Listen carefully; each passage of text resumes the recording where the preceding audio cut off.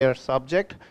This year we are setting up 6 invited speaker series, and that includes this meetup, and we have one on May 23rd. We have with Professor Philip from UT AI Lab. That should be interesting, so keep an eye on that. And also we're targeting March 28th AI job kind of day, hub day or whatever, but there are some logistics that we need to figure out.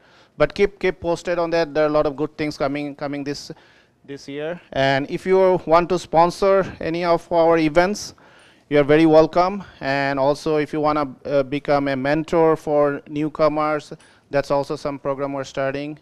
If you want to be a mentee or seek out some information, we're trying to put together a structure around that. So that's what we're trying to do this year. So with that, today we have sponsors, Capital Factory, the venue, and the food and drinks sponsored by Anaconda. Big clap for them. Thank you. Yeah, it's a great opportunity to have them here. And for our meetup group, we have the Slack channel. It's a little bit active. And also we're working through a nonprofit that kind of we drive the cost through that profit. So if you want to contribute, we have some T-shirt that you can buy and contribute towards our goal for running this meetup and going forward. So with that, we have our special guest here, Peter Wang, and I don't want to go through the list. He's just, let me welcome him to our stage, and Peter Wang. Thank you. Thank you very much. Thank you very much. Oh, you're going to wire me up? Okay, great. Oh, this is for the recording, yeah, but not for the other, right? Okay. So if we can pass this through, and then clip back here. Is it on? It's on.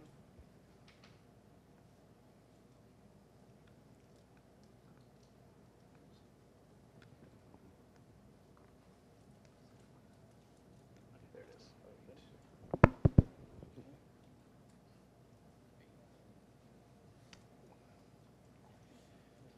All right.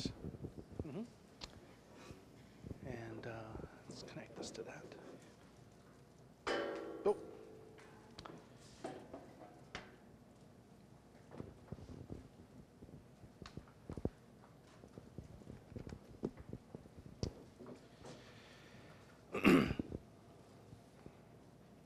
Cool.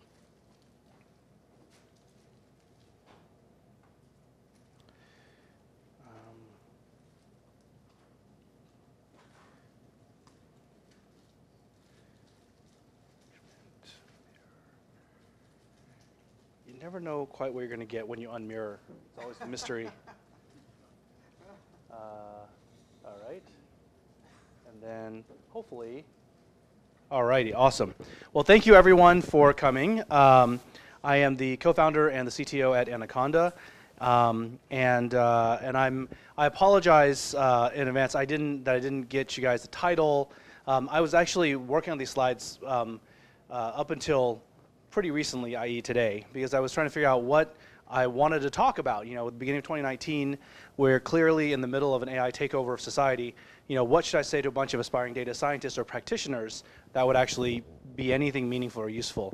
And I looked at some of the things I talked about last year. I think a lot of those continue to be relevant. And I thought that what I would do is basically go through and tell you a little bit about our journey as a company and what we've done in the Python space. And then just basically beat this drum, repeat this message about data science, which I think bears repeating more and more, even as data science gets adopted more and more. And then I'm going to look at some of the business challenges. Out of curiosity, how many people here are practicing data science in a business context, in like a medium to large business? Show of hands? Okay. How many are sort of doing it in a small business or in a small team or on their own? Show of hands? Okay, cool. So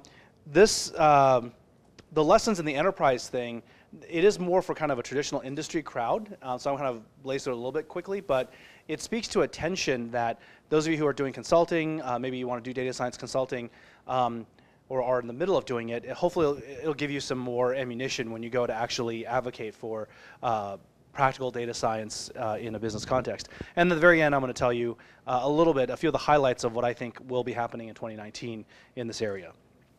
So about Anaconda as a company, we're founded as Continuum Analytics, actually, and our goal has always been to help organizations harness data analytics and machine learning, AI, harness the power of these approaches better. And we do that by providing software for the data science practitioners, as well as for the businesses that want to support and enable them. So one of the things that you guys probably know about Anaconda, or know of Anaconda from, is the Anaconda distribution. We have about, on an annual basis, kind of trailing 12-month basis, we have over 10 million users. And we have become sort of a de facto distribution, or one of these standard tools that people encounter in the data science space. It's used by people to develop and train and test models. It's used by people to deploy them on servers, but it really is designed for single machine use. It's designed to help someone logged into a machine work on data science. It's also used and embedded in a lot of commercial offerings. So when you go and you spin up data science workloads on various cloud vendors, if you're using commercial platforms that have a lot of big data handling, you'll frequently come across Anaconda as an embedded capability in there to provide a Python runtime that has all of the libraries and components you need. For those who don't know, the distribution itself consists of about 500 or so popular Python packages. But in the community, there's actually 5,000 or so, actually I think it's 6,000 now, packages that are maintained by the Conda Forge folks. And all of these are pre-compiled, pre-built, binary available, and they're free for everyone. So the way that we actually accomplish this is by using a package manager called Conda, and it gives you the ability to sandbox and compartmentalize which libraries, which packages you install, so they don't kind of pollute the whole system. If you try something and it blows up in a confined directory, which you can rm-rf and try over. Then the other thing about Conda that's very, very cool is that it is cross-platform. So you have the same tools on Windows, Linux, and Mac, 3264-bit, Intel, ARM, Intel with GPU, Intel without GPU, Intel on a Google Cloud with Google TPU, all of the permutations and combinations of hardware runtime that a data scientist is likely to encounter, we actually have optimized pre-builds for all of those kinds of environments, which is a fairly rare thing. Those of you who do this other ways are probably having to use and learn a lot of different tools. You have to use probably pip just for Python itself. You're going to use cran and R. You're going to use RPM on Linux. You're going to use Homebrew or Mac ports or something on Mac. So it's a very heterogeneous mix of tools. With Conda, you really get a lot of that functionality in user space without requiring a root on all these different platforms and architectures. And we think that solving this Python packaging problem, which we started the company in 2012, it was still the heyday of big data. Data science was kind of up and coming, but by unblocking this particular adoption problem for Python, we believe we're somewhat responsible for enabling the growth of Python as a language for people to try, use, learn. Many people are first-time programmers, and they use Python, and they're told, in the beginning of a book or beginning of a Coursera course, hey, download Anaconda, it's got most of the libraries you need, and you're off to the races, right? So we've seen this growth, this amazing growth in Python adoption over the years. There's besides just the packaging problem, there were other problems that we solved in our journey as a company, and one of them was that Python was perceived as being quite slow. It was, people were beating up on it from the C++ side. The Hadoop folks and the kind of the scalable distributed computing folks were criticizing on many different angles. There was Julia as an upstart language that was challenging Python's runtime performance, and so we built a compiler that dynamically will take your Python code and lower it to run at machine code speeds, and that compiler is called Numba, and it's now a very healthy project, very widely adopted, and it's a super way to accelerate your Python code. There's also a visualization challenge when people were comparing Python to R, which is one of the significant sort of alternative languages in the data science world, and at the time, I guess 7 years ago, a lot of people were looking at these excellent visualization tools, easy to use visualization tools in R, or very, very powerful interactive visualization things like D3, and Python didn't have any of that stuff. Most Python web visualization tools, I mean, there really were none. So we built a library called Bokeh, which gives you interactive visualization in the browser without writing any JavaScript. And that library has evolved. It's grown some other additional things on top of it. Last year, Spotify released an easier to use wrapper around Bokeh called Chartify, which is really fun to see. And then also there was this, I alluded to this earlier, there was a big question about how scalable is Python, right? It's super fun to use a notebook on a single node with like 16 gigs of RAM. If your data is bigger than that, what do you do? And at the time, the answer for a lot of folks was MPI, or it was to use the multiprocessing library, or it was like code your own stuff. And so a lot of people were looking at Hadoop as the only viable tool for big data in Python. And we looked at that pretty hard. We created a bunch of different kinds of things. And one of the things that came out of our effort to approach scalable processing in Python was the creation of the Dask library, which is like a more Pythonic kind of Spark. It integrates more natively with the Python ecosystem. And it is a really seamless way to scale up and scale out. So what I mean by that is that if you have a lot of processors and a lot of RAM on a single machine, and you want to go multi-processor on a single node, Dask helps you with that. But if you want to go across many nodes, Dask helps you with that. If you have lots of GPUs, Dask helps you with that. So it's really a intrinsically parallelizable set of data structures in Python. Well, I used to say it's a relatively new project. At this point, it's becoming a pretty widely accepted project. A lot of other libraries are starting to really plug and play with Dask. And in the last year, we had a great partnership that we announced with NVIDIA, where doing multi-GPU and multi-node multi-GPU task parallelism was just sort of built in as a capability into the Dask scheduler. So super exciting times right now for Python. The story for scalability, performance, data exploration, and visualization has never been better. And the challenge then, if you look at what people do in businesses for data science, it's actually a fairly complex set of things. As the last several years, as data science has been taken up inside businesses, we've seen this sort of a branching of the workflow, so to speak. So everyone has to do some level of data engineering, data ingest, data processing.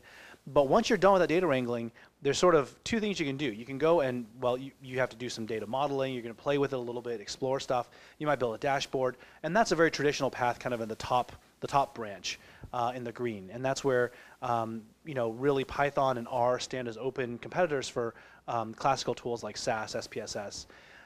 But as machine learning started really taking off, data science started becoming, an enabler to a production machine learning kind of system, the bottom part started rising in significance, especially as businesses have become more receptive to building new applications in the cloud. So you have a lot of elasticity as businesses are becoming more cognizant of the importance of really taking machine learning seriously.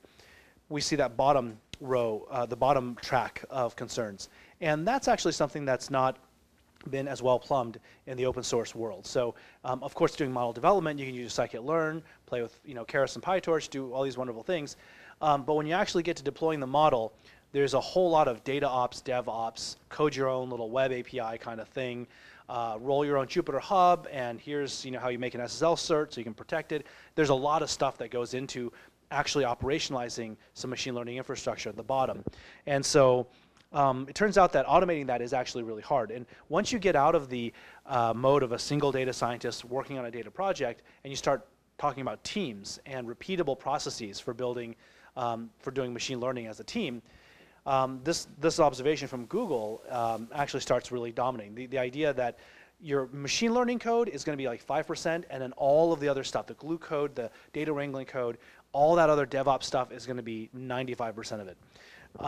And one thing that we also observed is that machine learning success is not a one-time thing. So if you build a dashboard because you're doing data exploration or something, you build a dashboard, you might have some business analysts come back 2 weeks later, ask you for a tweak to it. When you do machine learning, it's a cycle. Because once you deploy that model, you want to observe how well the model performs. You might want to apply tweaks. You want to backtest. You need to rev your model very quickly. And every step along the way that gets slow is an impediment. significant impediment to that. It's an iteration time that then it gets compounded.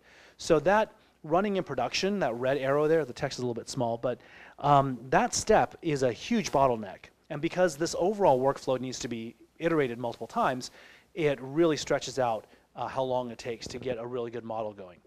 So we, as an open source company, have always been trying to find different kinds of product market fit kind of things. And we took on this aspect of model deployment as a very serious and very real need for our customers.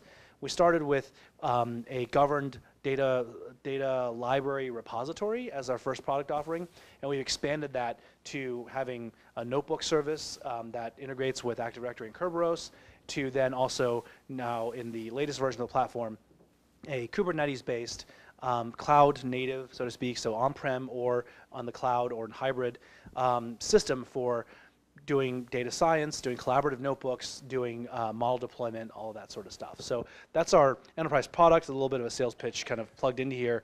A good way to think about this is that if you're doing model development on a single machine, that's really where Anaconda distribution can get you most of the way there. Once you're doing model training, you're going to need to somehow orchestrate these things. And if you're good to go on the DevOps side of things, you can spin up a large Kubernetes instance or a large container fleet on one of the cloud vendors. You're pretty much good to go with Anaconda distro there as well. But the enterprise product really comes in these the middle and the right stack, where you got to do this all the time. You have a team of people who are quite varied in their expertise levels with some of the orchestration tools. That's when you want to use that enterprise product. So the other pitch is that we are hiring. So you don't get the pizza for free, right? No free lunch, no free pizza. We are hiring for many roles here in Austin, and also we are starting and opening up a Berlin office. So that's one of our expansions that's happening this year. So if you guys and gals know people in Berlin who are interested in doing these kinds of jobs, like we'd love to talk to them. And I was going to say something else about this. Oh, right. For any of these roles, you can just go to the website there and you click on the role description and apply. If you do if you do that, please let them know that you found out about the job from this meetup. That helps. I'm an organizer as well of my own Python meetup. It really helps the meetup organizers when the recruiting and HR folks know the route of provenance of how that job got promoted. So, all right. So this next section, I'm going to talk about the core of what I feel is the core of data science, and I want just a little disclaimer. This is just my view on it, right? I'm actually not. I'm going to say this. I'm not actually really a data scientist. I am a scientist, and I have a lot of experience working with data, and I'm a programmer. But actually being a data scientist, wielding some of the modern tools and anger on modern data science problems, I've actually done relatively little of that in recent years because I'm an executive now and I manage people and all this other stuff. So, but what I talk about here is really rooted in some deep principles of statistics and data and sort of a rationalist view about the world that hopefully if you guys get into a shouting, screaming match with other people in your businesses or with your clients or whatever, you can draw on some of these ideas to really drive home the idea that data science is not a flash in the pan. Data science is actually a real thing, and here's why it's a real thing. Here's why it's different. So 5 years ago, again, that was 2 years into the company, we really were selling into businesses. We were having conversations about big data. That was all anyone could talk about. We had just, I think, Hadoop had just peaked, kind of, and was entering the trough of despair, or the valley of despair before the hype cycle thing. And in that process, the data science hype cycle was on its way up. And so as we were watching all of these, when we had corporate conversations, customers would be asking about how do you help with our enterprise data warehouse strategy? How do you help with our data lake strategy? How do we govern it? They have all these questions about the Hadoop deployments, which are very difficult to answer because they're real work. And when we try to talk about data science or the analysis they would do with the data, they're like, well, yeah, we hear about some of that stuff, and is it really any different than predictive analytics? Is it just statistics? Maybe it's just statistics in San Francisco. Like, we're not going to worry about that. We're just doing big data right now, and we have our SQL queries that we can do from our Tableau on our Hadoop, and that's what we really care about. And now, of course, everyone knows about data science. Everyone wants to hire data scientists. Everyone wants to become a data scientist. But the same questions applied to data science as applied to Hadoop. right? How are you going to service the BI folks? How are you going to fit into the data warehouse story? Because there's still data warehouse. Now it's +1. There's also data lake, right? How do we govern it? Instead of asking about, should we build a data lake? Now they've got a data lake, and how do we connect to it from your fancy RStudio or Jupyter Notebook or whatever? And now people are sort of on the fringe. They're talking about AI, and AI is maybe it's just some hype in San Francisco or Waterloo or something. And the question that I like to ask is, what caused this transformation? Because this actually, if you've been in the IT business for a long time, or in the software industry, this has been a very rapid shift. So enterprise data warehouses are a real thing. Larry Ellison made his, sailboat, island, airplane money basically on that industry getting birthed in the 70s. So that's real money, real stuff. Everything in the world still runs on these data warehouse concepts. For that to have flipped in less than 10 years, not only to cloud, but to schema on demand, ad hoc, blob JSON storage, columnar storage, all these things, what happened?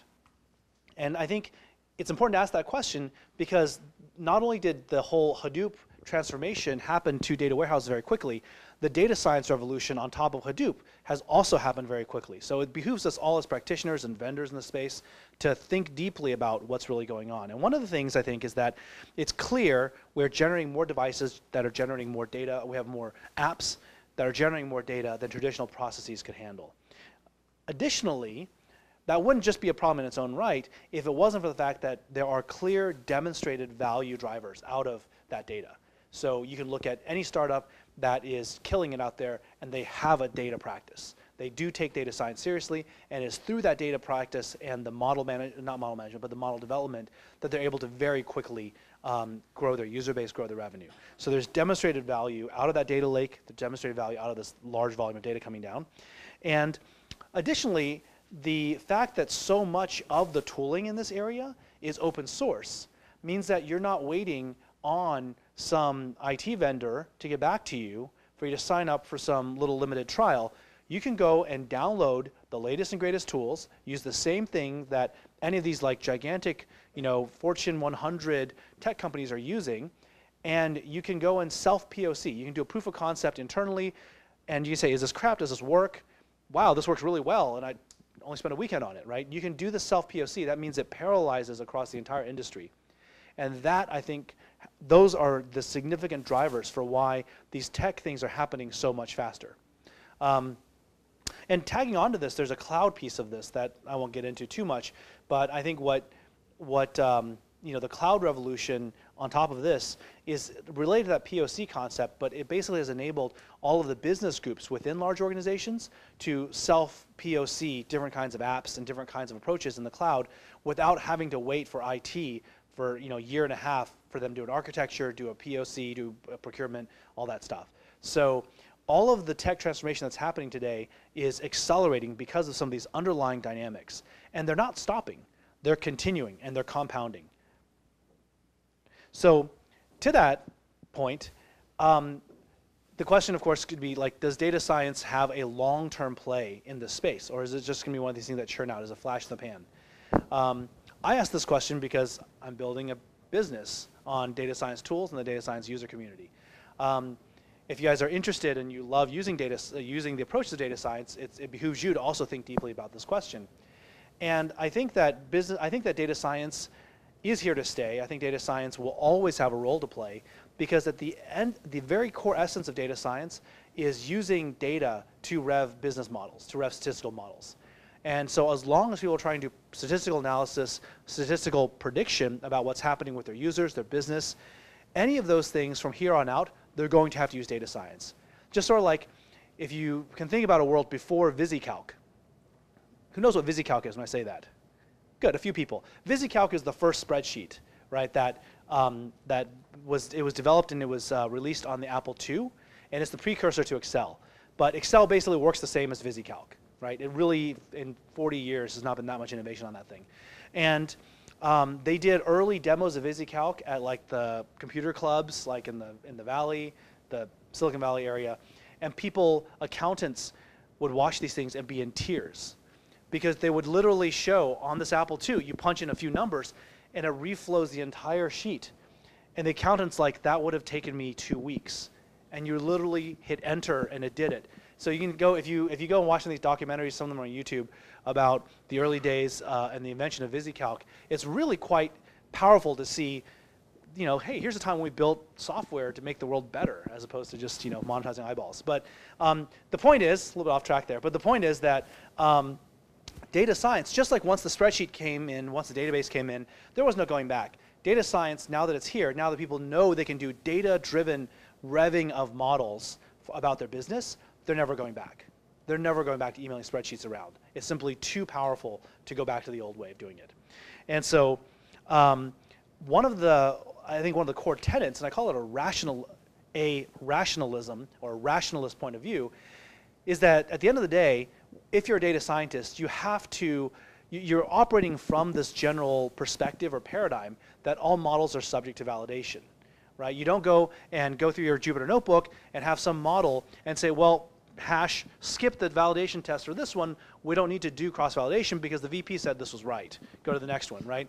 But in business, we all know that's how it works, that a lot of businesses, and not like cutting-edge ones, but like a lot of older businesses, they've been running on the same customer, technology, landscape, supply chain, cash flow models for 10, 15, 25 years, right? I'm talking about older businesses, relatively stable, and data science is screwing all of that up because it shows all of the stuff you've been missing.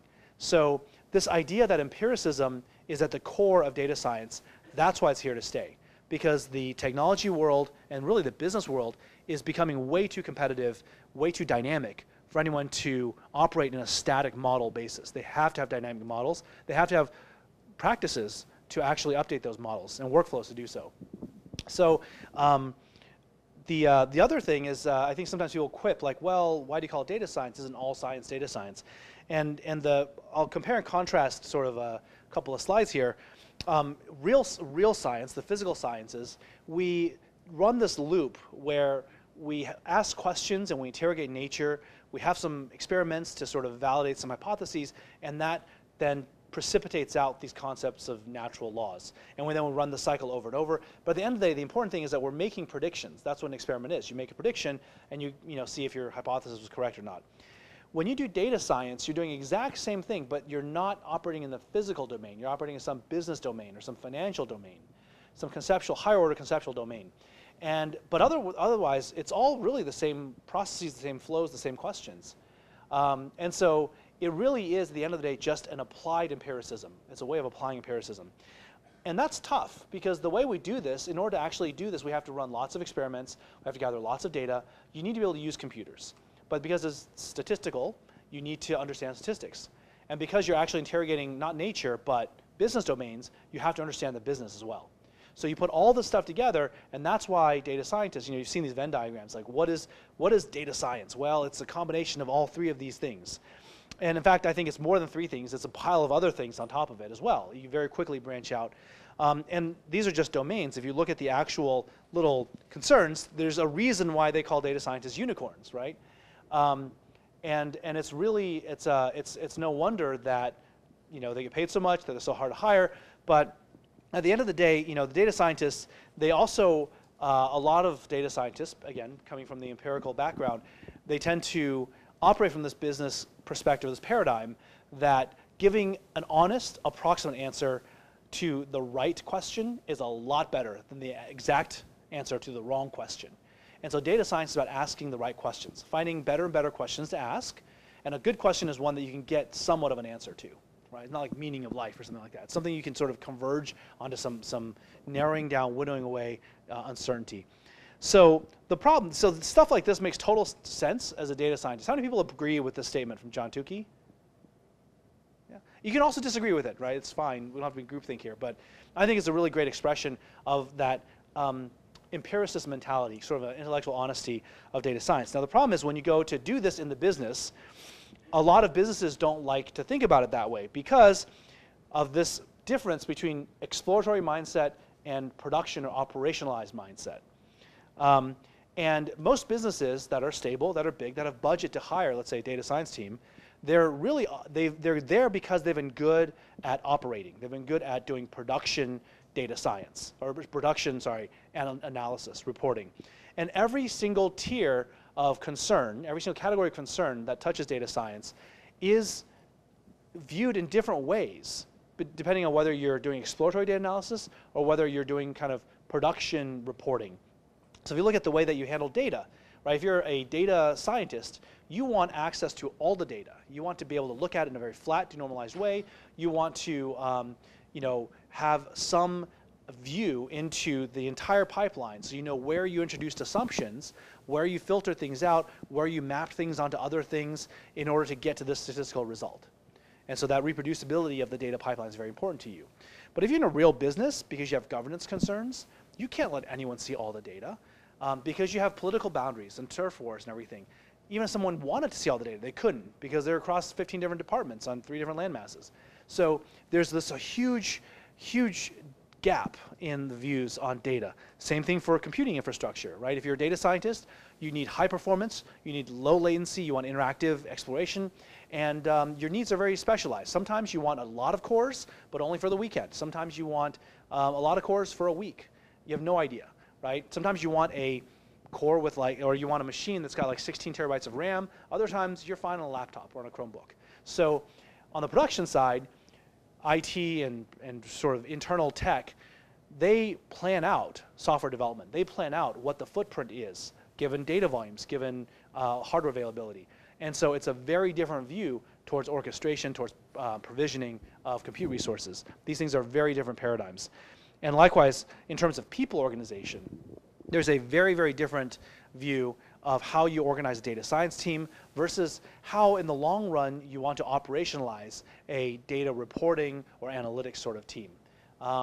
And so all of these things lead to this, what I would call a series of unfortunate impedance mismatches between data science teams and the way that businesses tend to think about or like maybe legacy perspectives in corporate America about data analysis and predictive analytics.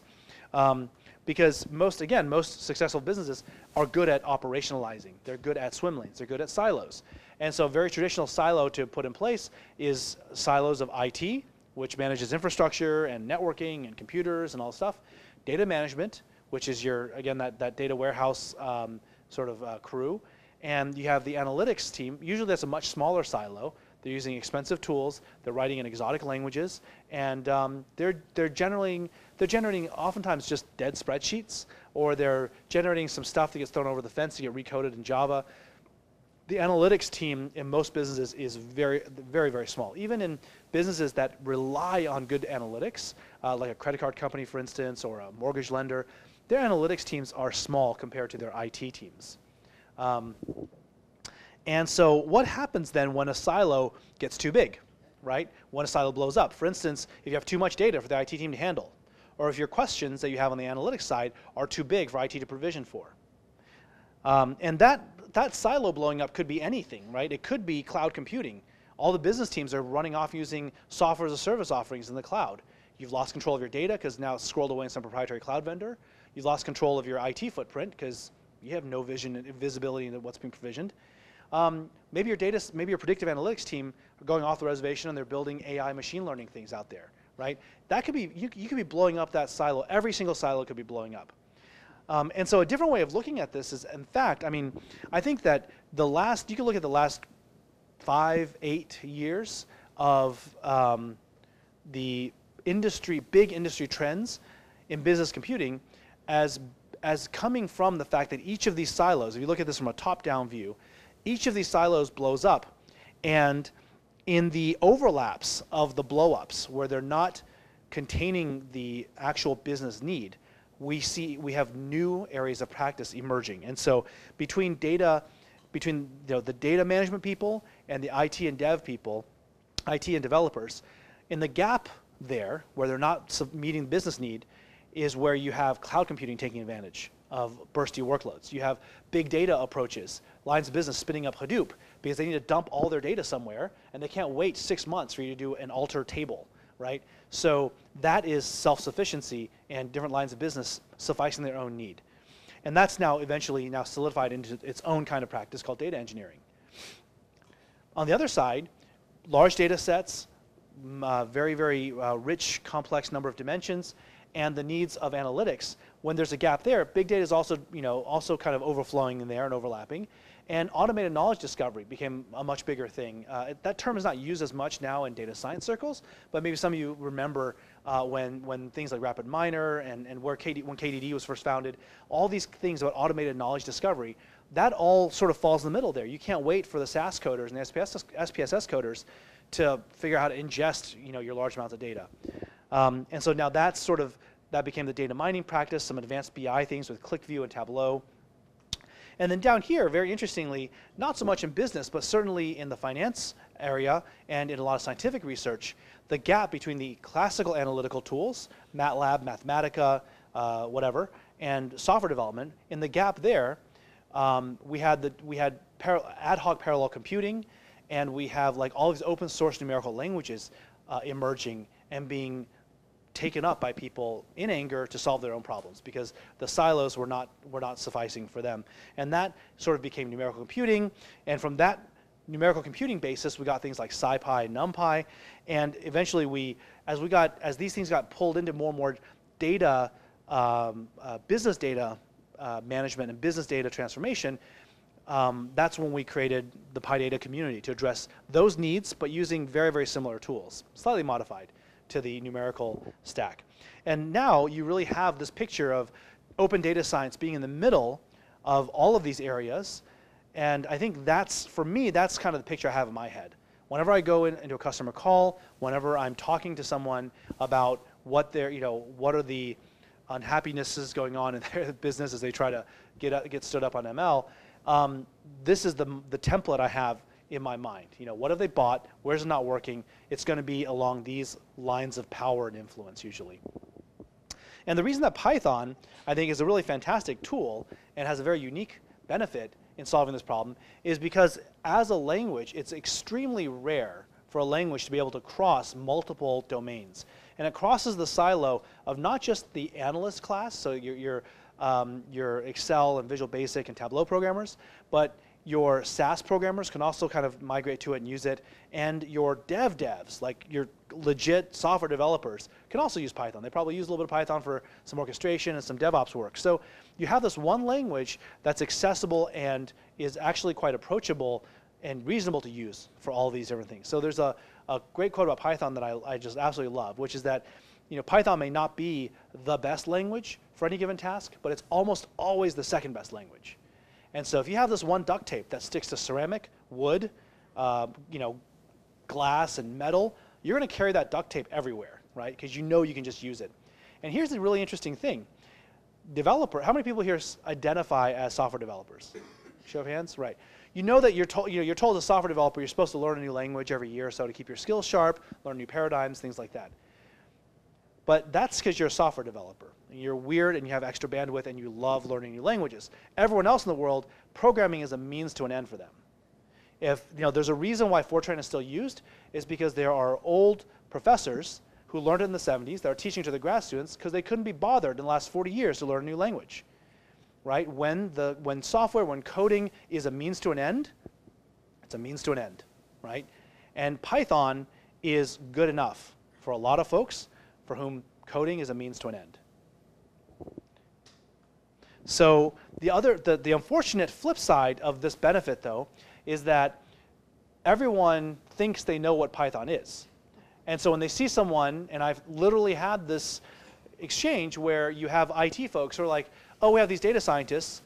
I know I saw them coding. They were punching code into like Emacs, or they're punching code into a notebook. They can write code. So they're a software developer. Okay? So now we make them go through the entire process and assume that they're steeped in all the traditions and the lore of software development, when in fact they can't code their way out of a bag. Right? They literally cut and pasted something out of Stack Overflow into the notebook. And they can debug basic syntax errors. But not to denigrate data scientists in the crowd, but data scientists are not the same as software developers. And Python actually has this, again, unique role where it's used in a wide variety of areas. I think the only thing more ubiquitous than Python would be C or C++. And even then, you don't find a lot of business analysts writing C++ or C, but they can absolutely edit a Python notebook and have that run.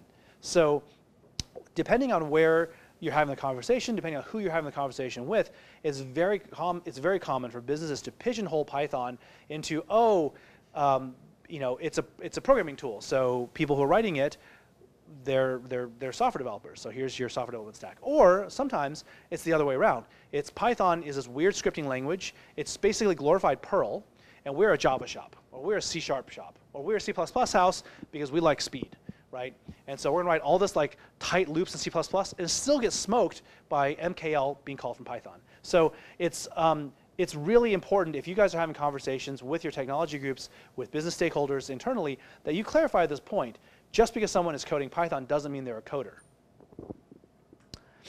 Now, one thing that, a flip side of this point is that if businesses do recognize the different tribes of Pi, as I call them, they recognize the different modalities in which this language can be used, then it can actually be a very powerful and unifying force, because it means that the data scientists can do their exploration, build some models, build some notebooks.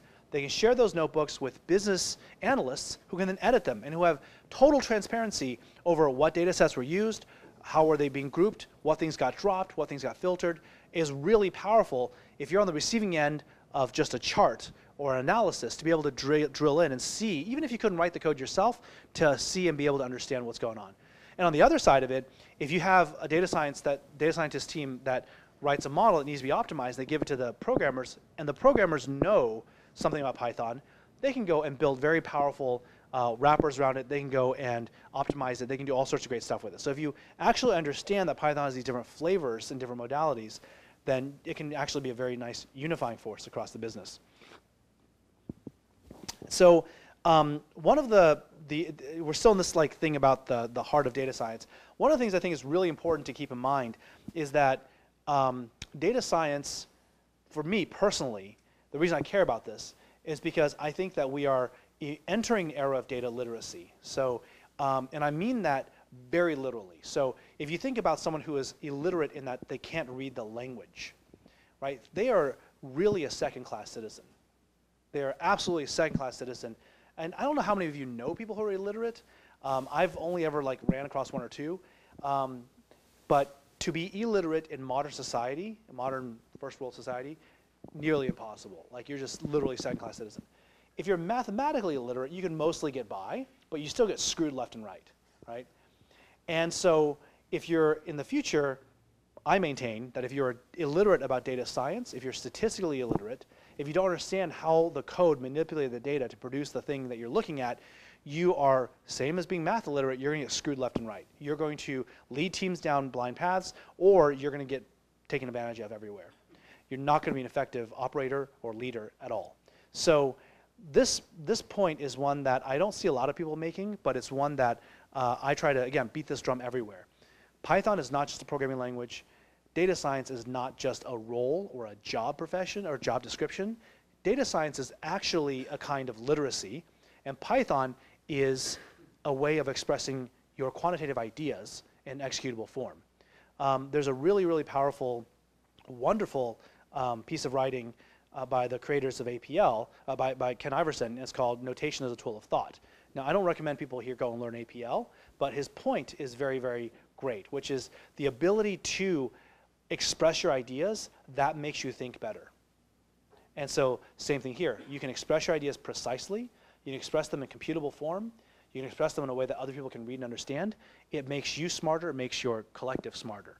And so this idea that Python is not just software, it is thoughtware, that's a point that I cannot make enough to people. So where this applies then, if you turn the pictures I had before about the silos, if you lay those in the plane and take sort of a flatland approach to this, above all of these silos are the business stakeholders, are the people who are actually driving the decisions. They hold the budget.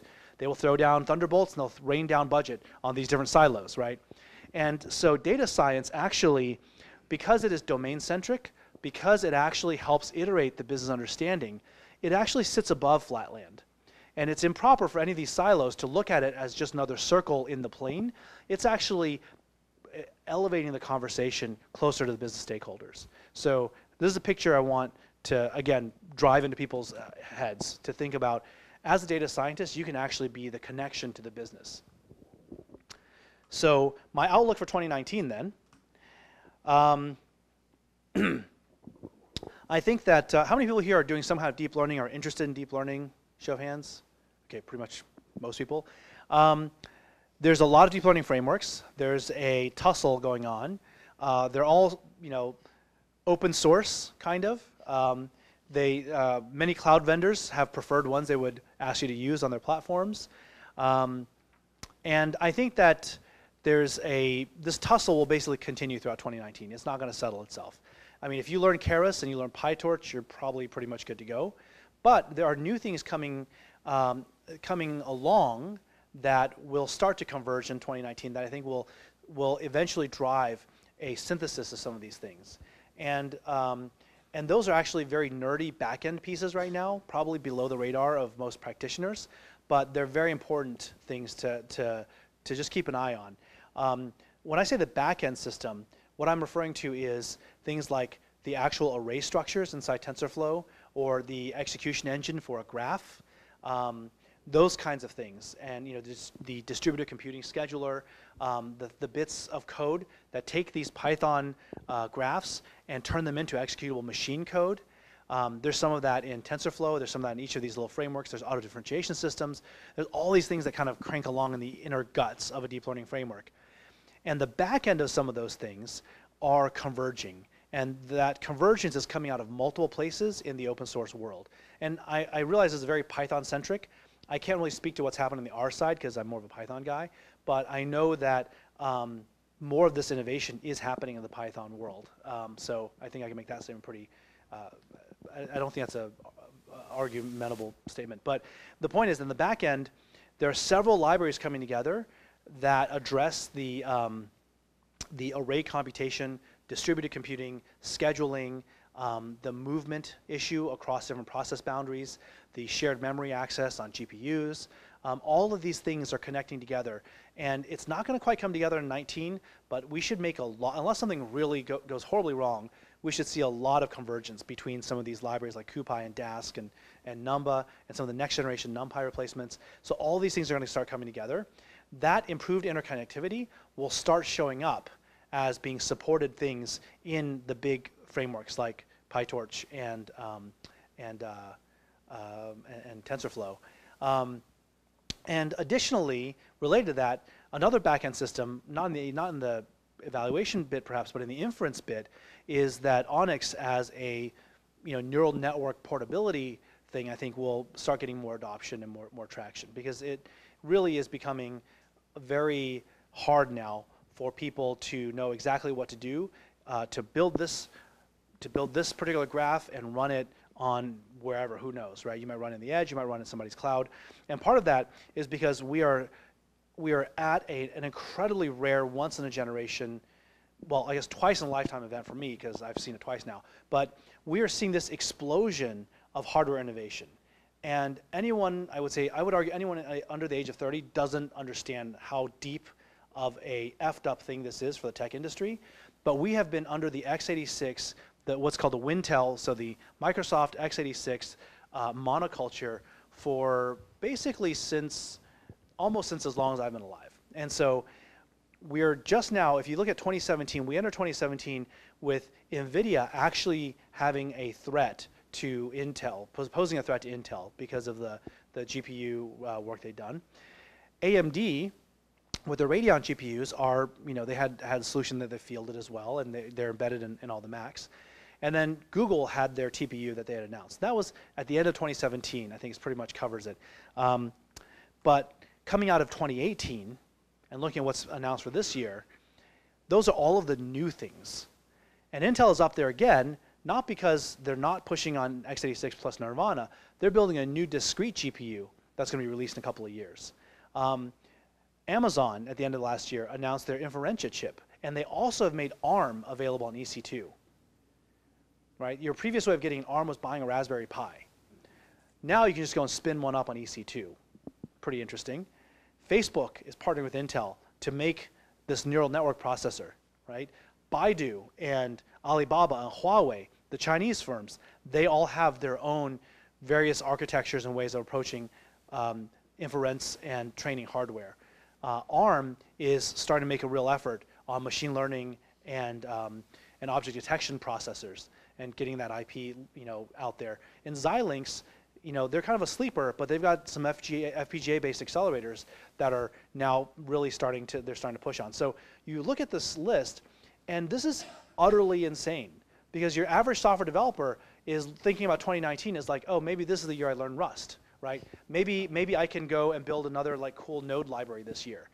And if you're to tell them, by the way, there's going to be anywhere from 8 to 10 new hardware architectures that your code's going to have to run on, most of them are going to either go screaming, running away, or they're going to just cover their ears and pretend they don't have to think about it. And both of those are dangerous because this is the future of software.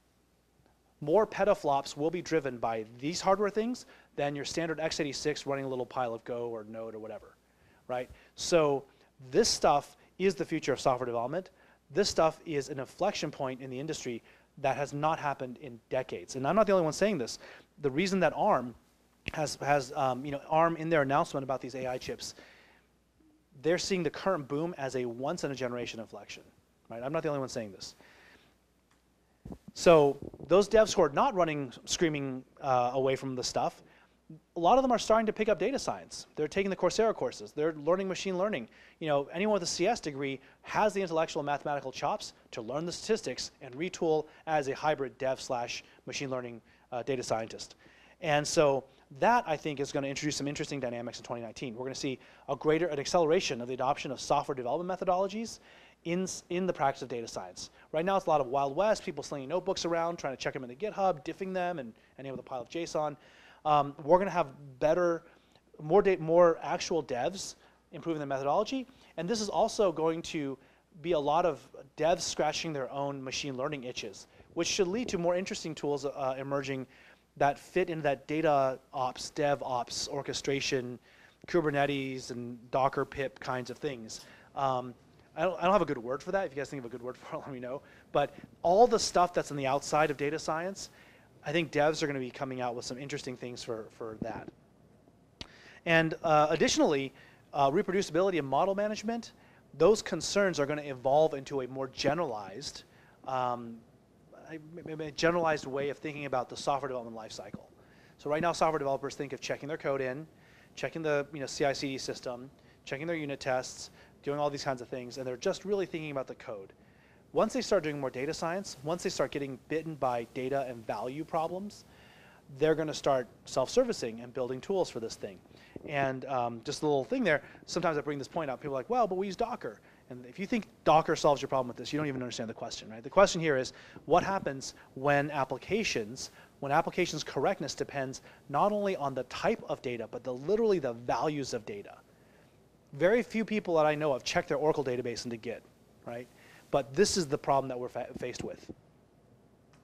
So additionally, even as we have data science becoming more accepted in the business world as a real thing, the terminology, the trade press, just the general level of ignorance around this area means that there's going to be more confusion between ML, AI, and all these things. And so if you're an actual data scientist who can see the difference between these things with some clarity, it's going to become very frustrating as you keep having to explain to people the difference between these things. So I sort of took my swag at what I consider to be the differences between these things. Maybe there's better ways to express it, but I think it's useful for you guys to start thinking now how you would explain to somebody in an elevator over a cup of coffee. What is the difference between data science, machine learning, AI? Is AI real? All these things. So at the end of the day, though, I think that bottom line is probably a good point to make, is that whatever the relationship between these different areas and their overlaps, you can't actually do any of them honestly without having a working knowledge of statistical methods. You're just a monkey pressing buttons if you don't understand statistics. Which gets me to this other point about citizen data science, which is a term. How many people have heard this term, citizen data science? Yeah, a few people. It's floated around a lot by vendors, by the industry trade press, by various folks who feel that data science is too hard, that data science is too geeky. Again, you're writing code, therefore you're a developer. Not everyone in the world is a developer. We need something easier. And as a vendor in the data science space, as someone who's been a proponent of open data science tools for a long time, I find this really offensive on multiple levels The first level offensive is that open data science is already democratized. The reason we made these open data science tools is the democratizing aspect of it. The reason we put education programs, tutorials, we have student workshops, we have PyData meetups, we do all these things to teach everyone how to do this stuff because it's already democratized. And because it's literacy more than a role, it's not something you can delegate to someone else, right? The other thing is that it's quite pejorative for the business analysts. It's basically saying you're too dumb to code. And so we're going to create a cool little term for you, and it's called citizen data scientist. So you can say, hey, I'm a data scientist too, but I don't code. But that's not how it works, right? Everyone can learn to code. This is my 8-year-old. My 8-year-old can code Python. Does it make him citizen data scientist, right? The point is that if you can, people learn how to code Python in a weekend, in an afternoon. And if it's your job to do data analysis and to help your business understand what's going on, then it's your responsibility to use the best tools for it. And to simply say, well, I'm not a coder, so I'm not going to do it. What you're doing is you're basically saying, I don't really care if my job is threatened. Because a business that looks at, maybe this year it'll buy some tools for citizen data scientists, so you can keep pointing and clicking away. But 2 years from now, it's going to outsource your entire group to India, to a lot of very bright IIT people who are coding much of Python and R. Because the way the business makes that decision is not a buying decision about, can I buy the right tools to make this group of people effective? The business looks at it as, where am I getting the most insights? And if all you're doing is producing little Tableau charts, clicking around on data that's been munged and digested and processed through a whole bunch of transformations, you have no idea what they are, versus the people over here who are showing their work, building interactive, predictive applications, there's just no contest, right? So I think the citizen data scientist concept is a transitional term. It's quite pejorative, actually, to the data scientists and to the business analysts. And ultimately, where we're going to end up, the steady state is going to be where we recognize that data science is literacy. And being able to express your ideas about data and about algorithms in a precise way, that's literacy, that's thoughtware. And that's it. Thank you.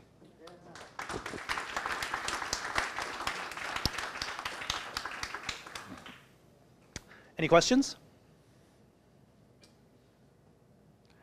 Okay. So your AI was, I love the way that you brought it and made it, shed a wonderful light on it. Do you have any additional thoughts on that, or where that goes, or risks or benefits? Yeah, oh, this did it not go? Okay, yeah. So you want me to opine generally on AI? You seem to make some reference to the SFO, which I appreciate, and I think I agree with pretty sure.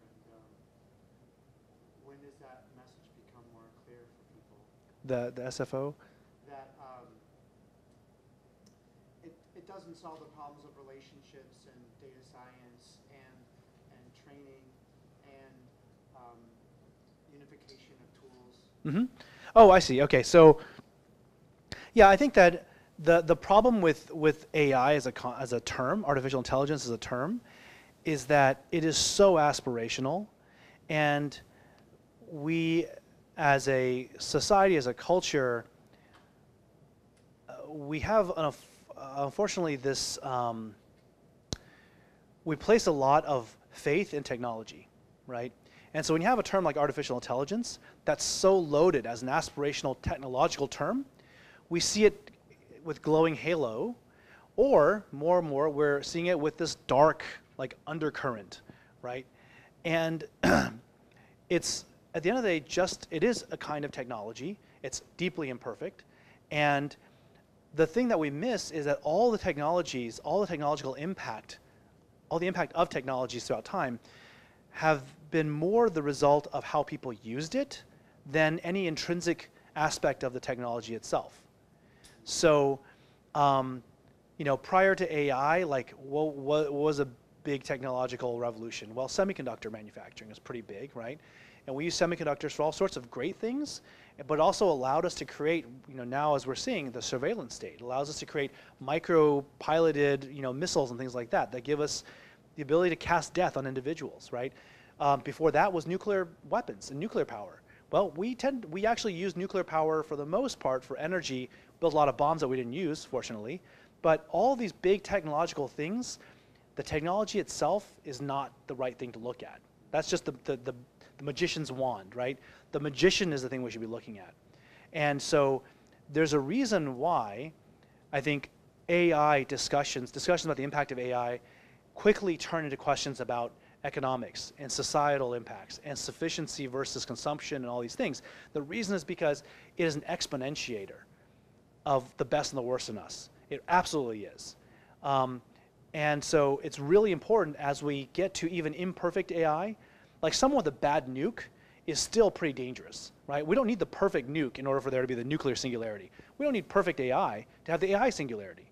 We just need people to use AI to do inference faster than anyone else, and they can really give everyone a hard time. So I think that's an area that it's one of those things that's it's unfortunate because, again, it's an aspirational term, and it takes a lot of sophistication, I think, to understand where it could deeply go wrong.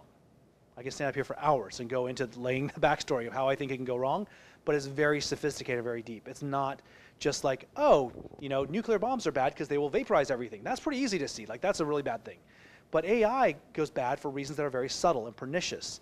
And they, you know, this is kind of where I think it's really important for practitioners to actually start thinking about the ethics of this, to really start thinking about what are we really doing, what are we accelerating, what things are we baking in, because it's not just your use of, in all of these cases, when we're using machine learning, we're using or augmented inference or artificial intelligence, whatever you want to call it, when we're using these things, we are building products, prediction products or data products, we're building them for other people to consume. Generally people who are less sophisticated in statistics and all these things than you are.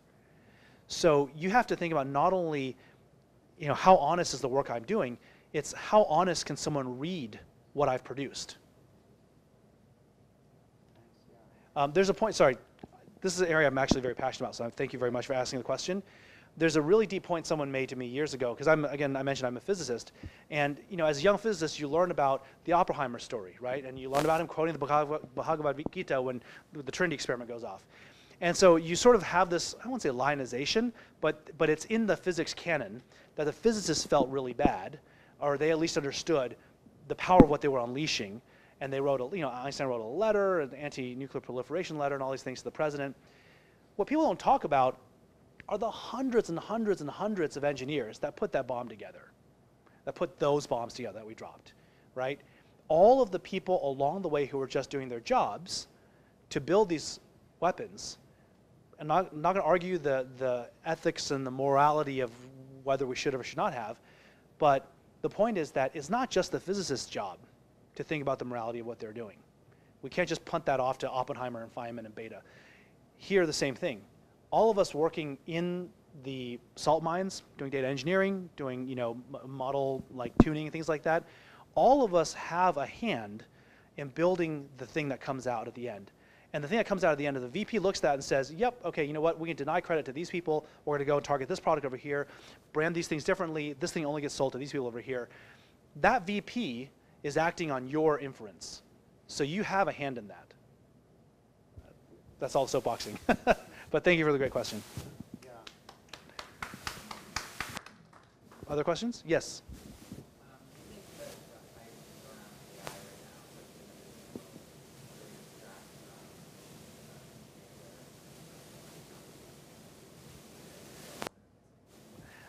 So the question was, do I think the hype around AI in the business world is distracting from more fundamental issues of data literacy and basic data skills? It's good to have toys to keep the executives occupied, at the end of the day. And I say that with all the love of my heart.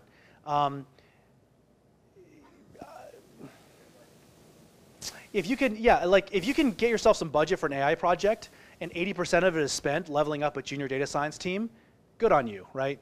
At the end of the day, because the thing is that there are people who are very, and I don't mean this to be too denigrating of the executive class, but there are people who legitimately do understand, I've met some fantastic head of analytics and director of data science type folks, and they're just trying their level best to educate their peers at the executive and senior director levels. And so I think the awareness is starting to dawn. So like anything, when there's a hype cycle, you're not going to hold back that tsunami, right? So just learn how to leverage that for the long-term benefit. Do what's honest for your business, and try to plan around that. That's all I can really say. I mean, I don't think it's bad for people. So I will, calling back to the previous question, if people don't really know what AI really means, but there's a lot of hype around it, they can at least be then brought to a conversation about the long-term ethics and the values and kind of what they're doing from a business development perspective, which is probably a good thing. You're accelerating. Now you're using that as an accelerator for that conversation, which is fantastic, right? So I have a very pragmatic view towards the stratified levels of clue in businesses. So I don't know if that really answered your question, but yeah. Other questions? Yes.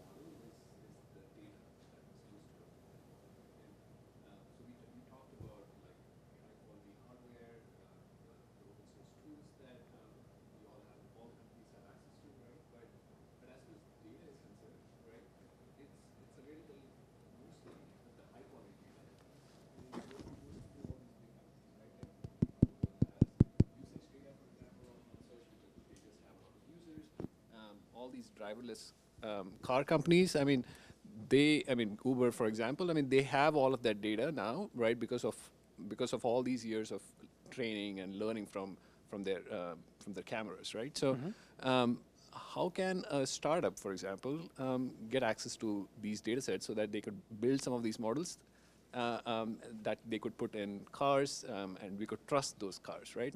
To drive us to our destinations. So the question, if I could recap, is the big thing that swings the quality of a model is the input data. Yeah. And there's this great paper on the unreasonable effectiveness of data, right? That's certainly what's fueled the deep learning thing. Just apparently having a lot more images makes neural nets from the 80s work, right? And so how can a startup be competitive if a lot of the high quality data is locked up in big businesses? And I have multiple answers to that question, right? Number one, maybe your startup can't be effective, right? If you want to compete on driverless cars, guess what? You're going to compete against a bunch of people who have a lot better data than you. So what is your play? What's your angle, right? If you don't have the answer to what that angle is, and that angle has to, again, be taken, that question has to be asked with this awareness in mind that you don't have access to the data. And one business approach there, I will just suggest this kind of riffing, one business approach is that in any market when there's leaders, there's many people who aspire to be fast followers. Maybe you start by becoming a consultancy to all those people. And part of your licensing agreement is we'll do a fantastic work for you. We're going to do top-notch world-class data science, but we have access to your data, and we get to hold on to the models that we train. Right? There's a couple of startups I know in India who are doing exactly this for like medical record discovery and things like that, not for driverless cars. Because now all the car manufacturers recognize what the game is, right? So they're not really letting go of those models and this data. So that's an approach. If you're a startup, figure out what is your business approach to build that technology advantage. That's kind of what you're doing as a startup. The second thing as a startup then, I guess somewhat related to that point, is even in areas where other people have a lot of data, big companies have a lot of data, what they don't have is actually big businesses, especially when it comes to things like data science and machine learning, they don't have access to oftentimes they don't have access to coherent teams of high quality people that know what they're doing. And even if they had those people, they're usually put in some little compartment off to the side to keep them away from hurting the rest of the business. If you can actually manage to get a high quality team in somewhere that has the executive air cover to get the data you need, to go to town, you can move faster than business itself can move, right? You can be the mitochondrion in that cell. And so that's the kind of angle you should look for then. Look for your network of connections. Maybe your college roommate or a buddy you worked with a previous gig, they now just got cherry-picked to run some data analytics unit, and they have no idea what they're doing, or they're like, oh my God, I need more people. And you settle up, and you basically do some data science work for them. Now you have access to the same play as the first one. You have access to their data, and you get to retain the learning, right? So you're right, that data is locked up in big businesses all over the world. However, all those big businesses are struggling to get data science talent, to figure out how to get out of their own way on doing these kinds of workloads. So yeah, I would say just think creatively about how to get access to the data as opposed to just assuming it's forever locked away from you. Thank you. Yep. Yes. So big businesses are also struggling to build models because they do have data, but it's such a mess, right? And that's very depressing, I think, when they see that. How are you seeing the evolution of tools from the standpoint of data transformation? How are you seeing that play out over the course of the year? One of the biggest things that's happening that I can see from a data tooling perspective right now is that most people we talk to have sort of they're out of the we will Hadoop the world mode, and they're realizing Hadoop is one data store out of many. There's legacy ones that never got migrated in that maybe will never get migrated into the data lake. There's new apps that are streaming into buckets and cloud servers, right? So people recognize they have this very heterogeneous data infrastructure, and they also recognize that because they just got their Hadoop hangover, they're still in the middle of Hadoop hangover, so they're realizing that anyone trying to tell them you will unify all your data is selling them a line. So they're sort of they got over that now. So there's a category of applications now that are data virtualization applications, Immuta, Dremio, some of these, and that's I think those are going to sort of have more uptake this year. We'll see how well they really do under enterprise workloads, but early signs are pretty promising. But that's still not solving your data cleanliness problem. That's merely a data addressing and management problem. Cleaning up old legacy data sets and doing rationalization of that. You know, there's a few companies that are trying to do some of this data discovery work, like Tamer, they've been around forever, some others. I don't know that there's an automated, it's Dostoevsky or someone has said, like, all unhappy families are unhappy in their own way. Like, all the data warehouses are broken in their own way, right? And I think what it takes is once a data science team, what I have seen maybe some success is where a data science team comes in and shows that there's value. They can derive value from doing a good job of doing some data rationalization and normalization. Then there's greater willingness to buy in and do more of that kind of work. But yeah, just trying to rationalize data for the purposes of having a clean data warehouse, no one's going to fund that because it doesn't lead to business results, right? So I think what we're going to see in 2019 is, to actually answer your question, you know, increased early adopter uptake of some of these data virtualization tools, and probably I think in the data science world, there's a few more data transformation things that are coming that will make data exploration, fast data exploration on large data sets really, really compelling. And that may lead to also more willingness to kind of dig deep into some of these dirtier data sets. Or at least better hygiene around storing your data and finding ways to rationally address it over time. Yes. Once you think it's valuable, you're going to take better care of it, right? Thank you. Thank you. Yes? You said just a second ago, you mentioned just a second ago that there are tools coming that will make it easier.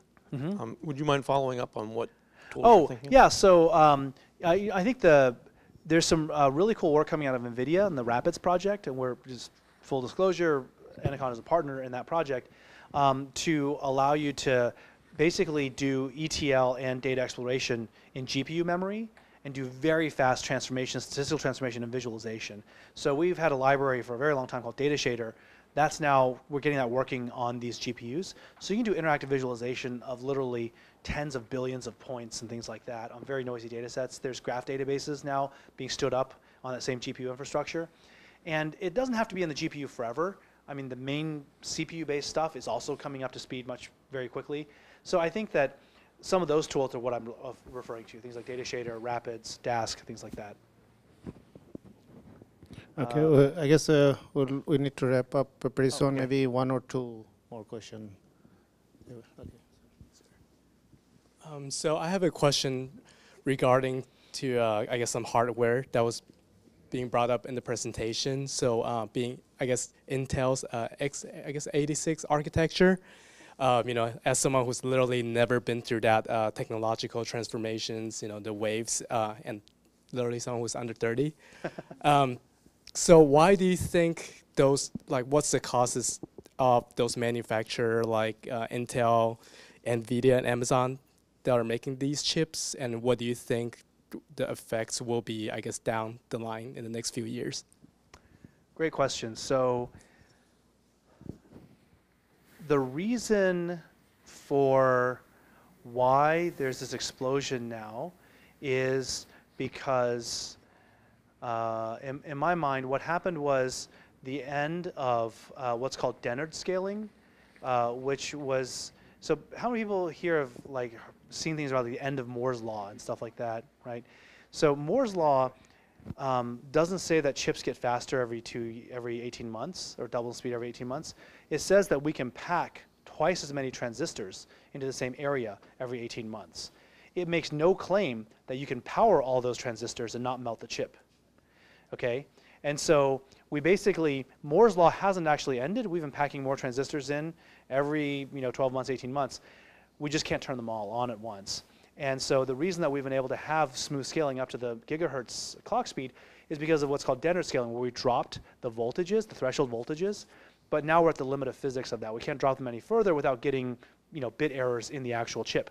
So the end of Dennard scaling is really what people think of as the end of Moore's law, right? The reason you have a 16 gigahertz chip and you only have like a 2 or 4 or 3 gigahertz chip is because we're at that limit. So when the x86 architecture, when the semiconductor processes hit that limit, it meant that you had to now think about scaling out. You couldn't just wait for Intel to do your hard work. As a software dev, you had to start thinking about scaling out your jobs. And for many people, the kinds of statistical modeling that we need to do in data analysis, they don't need 90% of the complexity of an x86 chip and all the code pathways and all the rich instructions and everything else. It is highly, highly what's called SIMD, single instruction multiple dispatch. Take this number 5 and add it to this terabyte of memory. That's not a hard thing to build a chip for, okay? If I give you like SimCity or World of Warcraft and make it run really fast on this thing, like, okay, that's a little bit more work. Turns out some of the graphics are actually very SIMD as well.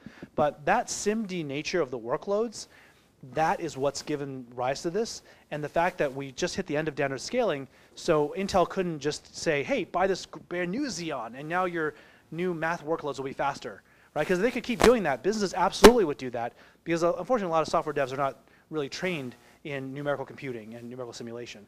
That's why these things, these like SciPy and NumPy came out of the engineering and scientific world, because grad students in science are broke and poor, so they had to learn how to get the most bang for their buck. So now we have this really interesting convergence where, or sort of the perfect storm, where Intel can't just blindly make chips faster, so devs know how to think about it, and you have new workloads that are really easy to make fast chips for. And NVIDIA, in the most of the 2000s, NVIDIA GPUs are used for games. That's what they're used for. They're used for running computer graphics when you're doing designs for like movies and stuff. Throughout most of the 2000s, there was like this niche experimental community that was working on GPU, general purpose GPU, and using them for math. And then when all these things hit, that just went through the roof. Everyone was like, oh my gosh, we just get these GPUs, and now we just go 100 times faster than x86. And so NVIDIA was like, oh crap, we should make more of those GPUs. And so that kind of then got everyone looking at, oh wow, the Intel's kind of taken a stumble, and the workloads we're trying to do for scoring, for inferencing, we don't need that much hardware. We don't need that hard of a design process.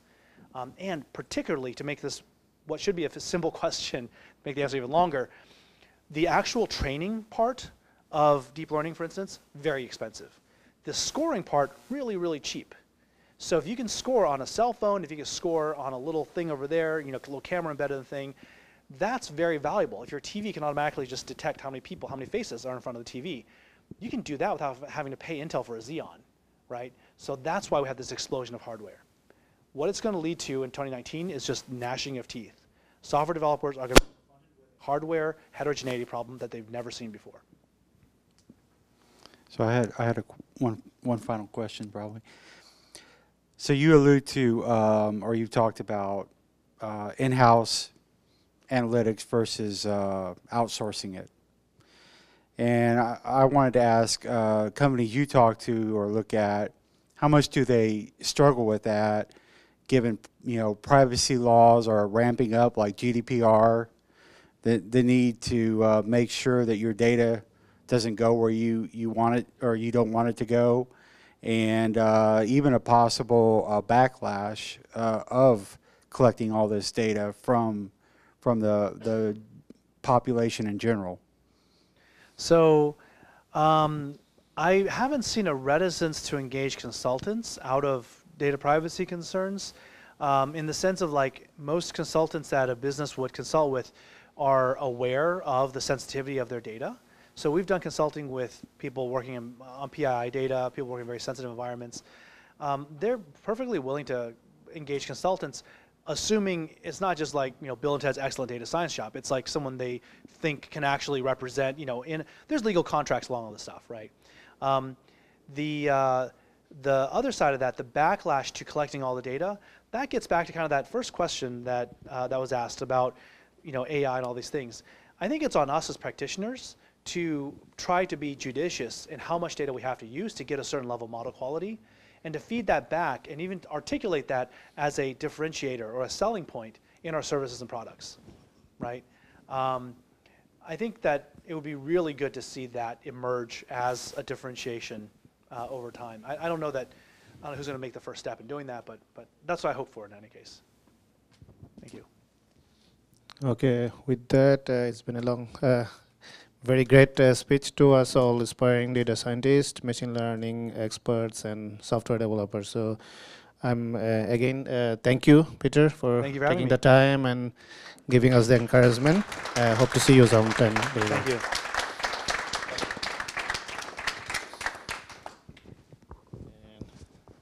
Also, I want to present you our T-shirt for the AI for Greater Good. That's the nonprofit we're trying to set up and Thank you. work with you. Thank you very much for having me. Yeah, thank you.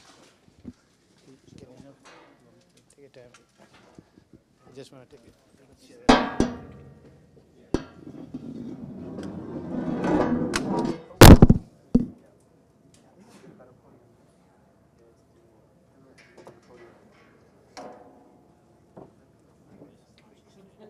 Oh, okay, sure.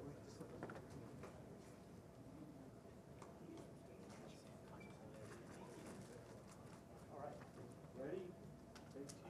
Cheese. Cheese. You get it? Yeah, I got it. Okay. Thank you. Thank you very much.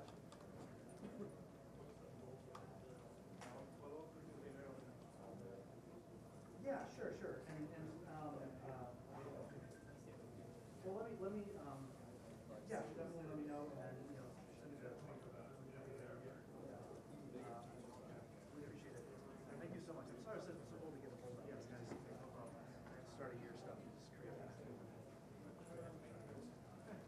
is fun. Peter, thank you so much. I enjoyed the talk. Thank you. Thank you for coming. I'm with IBM.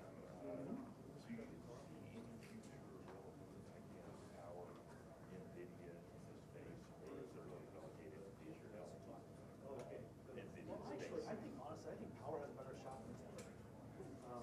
Sort of right now. There's a couple of things, like, ARM is making a run at certain models.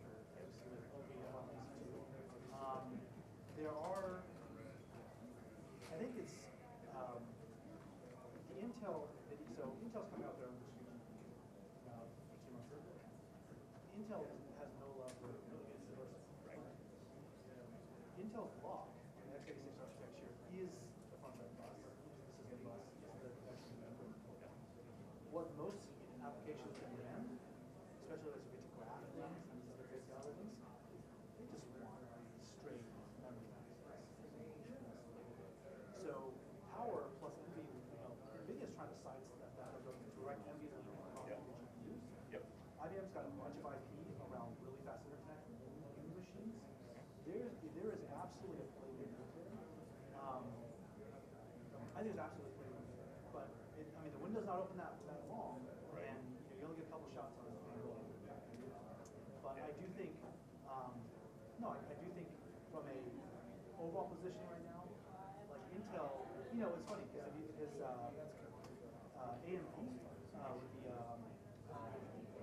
AMD with their machine was their 64-bit chip. You know, Intel stumbled. AMD took some market share. Right. Intel came right back. They woke up. With the GPUs, NVIDIA took some market share. They woke right up. Right? So they have a ton of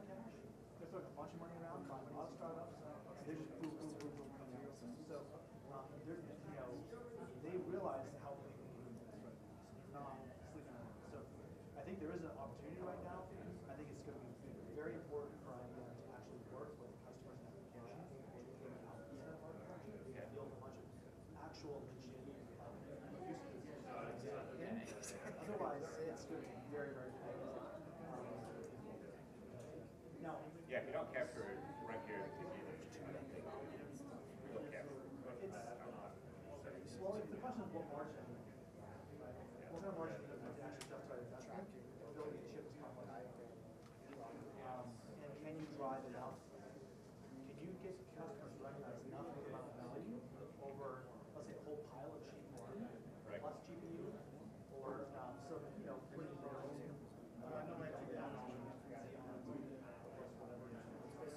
we have to really figure out, can we make that marginal improvement? I think the answer, I think there's absolutely possibilities there, but I think you have to, Thank you so much. Thank you. enjoyed my talk. Thank you. I was going to give you a chance to pitch the vehicle. So we kind of ran out of time. Yeah. Here you go. So I'm trying to get my copy of the sponsor. Okay, fantastic. Yeah, I should have, yeah, I should have. Sure, everybody had a chance. Thank you. Appreciate it. Thank you. Greg, Oh, okay, cool. Very good. Thank you. I just want to say, like,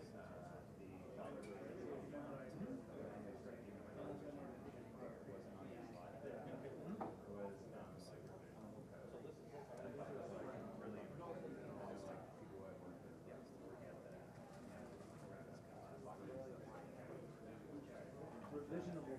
yeah, original code, like, the old things you were saying.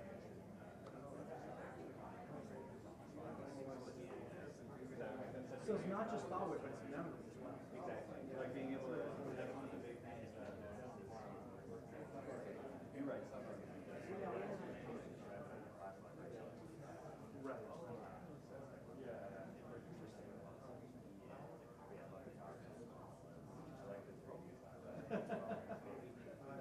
But I do want to talk to you about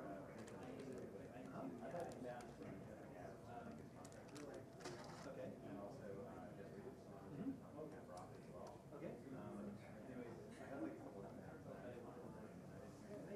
Okay. Okay. For which position? Okay.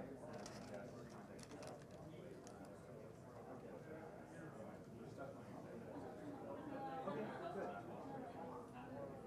Okay, yeah, I'm sorry. No, we have been swamped with meetings right now, so it definitely is a bit of a backlog. But if you want to send Jess thing again, Sure. Like, what's your yeah, let me see, because I emailed her, I got her email from Matt. Okay. Yeah, okay. So, Yeah, sorry about that. It's just PWA. Yep. Yeah, I'll send you. Cool. Okay, thanks, Mike. Yeah, thank you. Thanks for coming. Yeah. Yeah, either.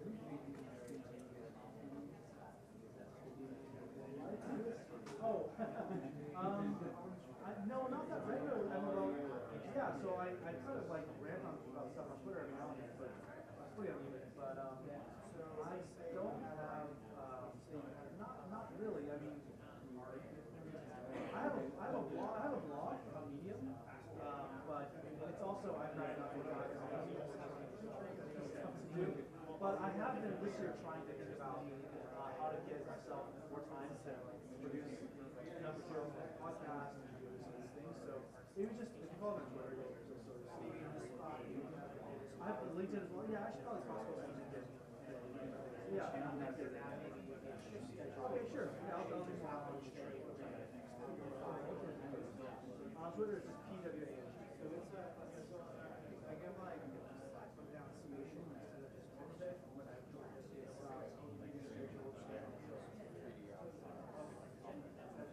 most oftentimes. Yeah. Well, it's not that one's an ID team. It's just that they don't. They've never seen people's code, right? Like it's sort of like the only people ever see my code are developers. So you're writing code, therefore you're developing. I think that's what. Yeah, it's kind of sharing. Looking forward to seeing you tomorrow. Okay, thank you.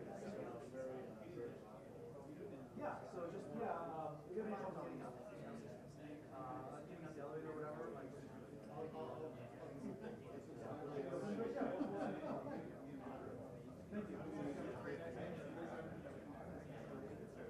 Oh, yeah. Thank you very much.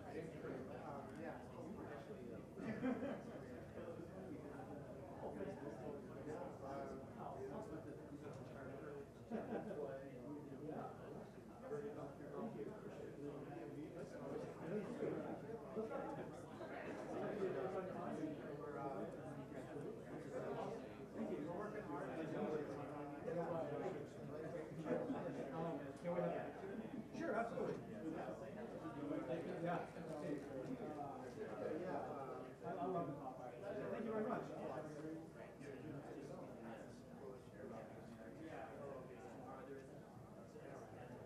Yeah. Is the light on? Yeah. Oh, it's right here, right? Yeah. Maybe right here, right here. Yeah, right here is going to be better place for a light.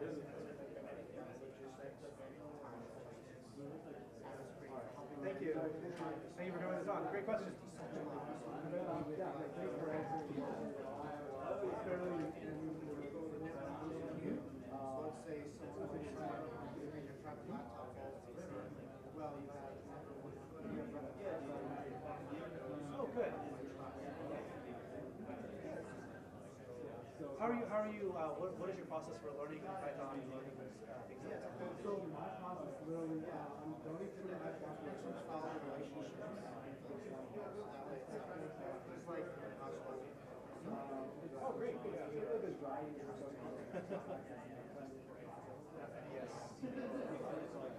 But some of it is also just getting familiar with programming. So it's useful to get Awesome. Awesome. Well, I'm glad to hear it. Thank you.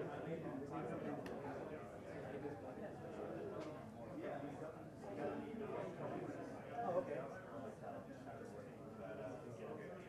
Okay.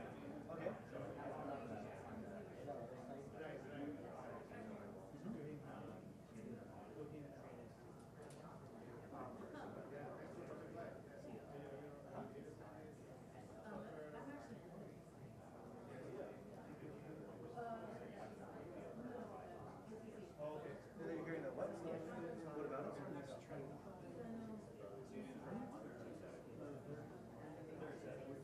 Yeah, well, Scala is being used in I think data engineering because of Spark, but like 50%-ish, something like that, of Spark usage is still in Python. If you look at the language ranking charts and things like that, the usage of Scala is not really threatening to slow down usage of Python. These things are, it's very hard to speak to generalize about these things. And as languages go, they're tools chosen by teams of people. So if everyone in your team is using Scala, yeah, there's probably some reason why people are using it, right? You have and it's very adjacent to Hadoop, because Hadoop is a Java architecture.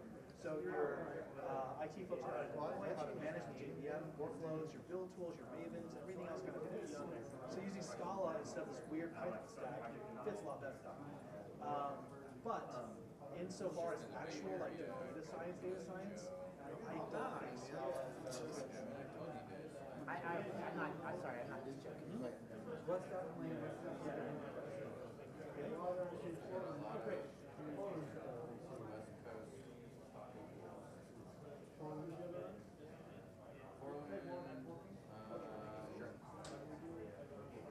Reading or Redford, what is it?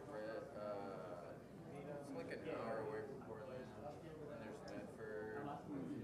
What was it? New Jersey? And then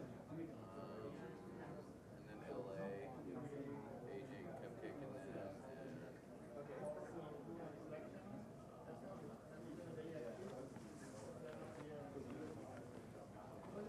Yeah, well, where was the lesson?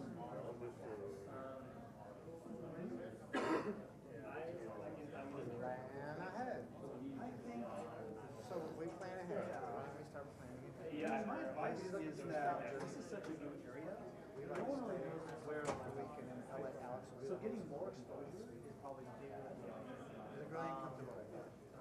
Getting, I would say that it would be good to find one, to find like one or two things that you actually stick with from a tooling perspective, right? If you pick a set of tools and you stick with it, you're going to get better and better at it.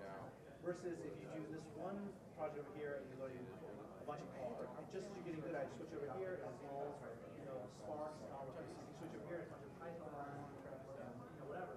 It would be good if you could find roles that cross different domains or work with different groups, different kinds of models or something, but you can keep the same tool set. So you play violin and stuff. So for years, you're really good at violin.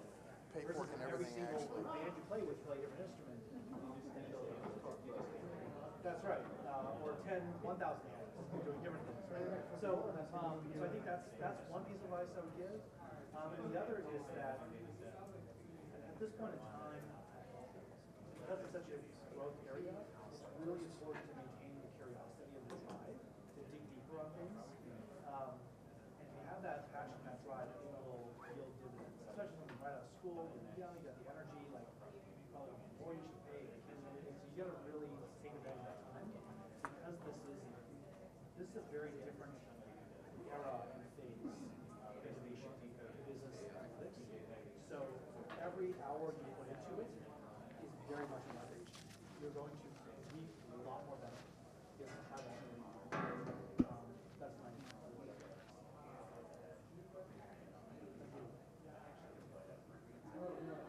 they're just bumming around. Thanks for coming. Oh yeah, you're we got a copy of that. I think it's getting live streams will be out. Yeah, I'll post it there. Anything in there? Oh, okay. All right, great. Yeah, and we can work on it. Awesome. Thank you for recording. Yeah, man. Thanks. Yeah, no, that's what I said. It was really great.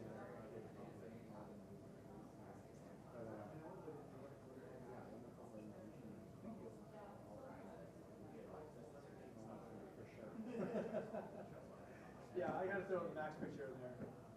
I'm gonna do that at Gardner. I'm gonna go to the Gardner conference in Orlando. I have a speaking slot. Because they're one of the biggest ones on this idea that they decide it's too hard for your mortals. Yeah. And it's like, I don't know, man.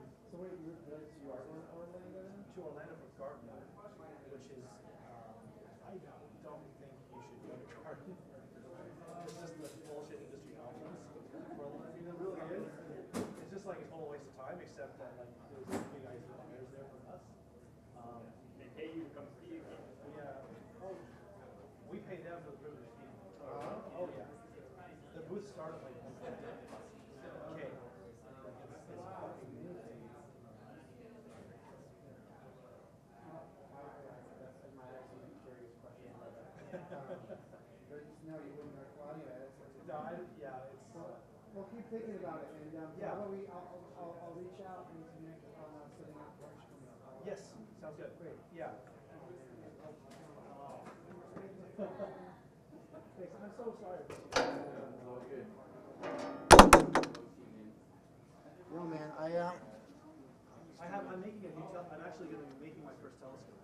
So I had a mirror made. I had a mirror cell. My cherry wood tube should arrive today. So this is my first telescope that I'm actually making. We saw it. We saw the thing. It's good. I can't tell. It was freezing cold outside. Really cold. Your name came out. You were meant to make. See you guys. Well, no, my office. Well, you can actually see into our office. Really? Yeah. So that the floor.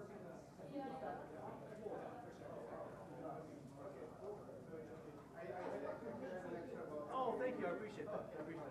Okay, thank you. I'll see you. Yes, yeah. Hi, Nikki. Nice to meet you. I do know KX.